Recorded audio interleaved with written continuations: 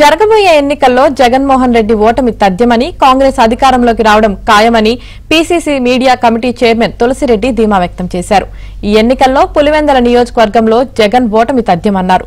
నియోజకవర్గ ప్రజలకు జగన్ దూరమయ్యారని, ఆయన పాలనలో పులివెందుల నియోజకవర్గం అసాంఘిక శక్తులకు అడ్డాగా మారిందని విమర్శించారు. నియోజకవర్గంలో జరిగిన అభివృద్ధిలో సింహభాగం కాంగ్రెస్ పాలనలోనే జరిగిందని తులసిరెడ్డి పేర్కొన్నారు.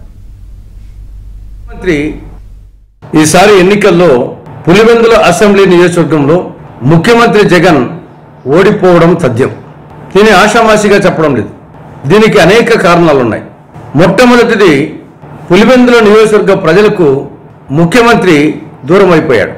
తాడేపల్లి ప్యాలెస్లో ముఖ్యమంత్రి దర్శనం నియోజకవర్గ ప్రజలకు లభించడం లేదు.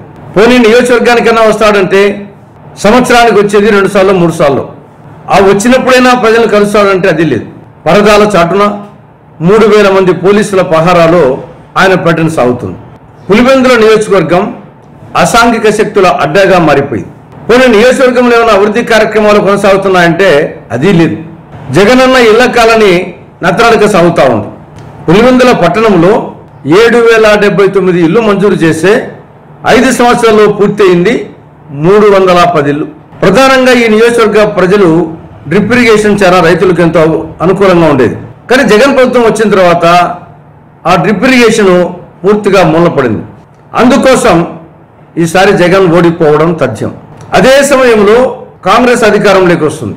దానికి కారణం ఈ నియోజకవర్గంలో జరిగిన అభివృద్ధి అంతా సింహభాగము కాంగ్రెస్ పాలన